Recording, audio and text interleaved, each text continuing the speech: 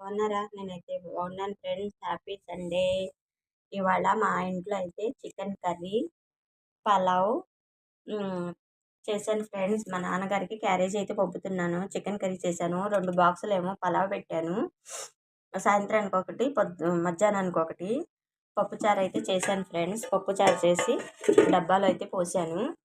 ఇదేమో కాకరకాయ ఏపుడు వేసాను. పుదీనా పచ్చడి చేశాను ఫ్రెండ్స్. ఈ 2 3 రోజులు ఫ్రిడ్జ్‌లో పెట్టుకొని తింటారు ఫ్రెండ్స్.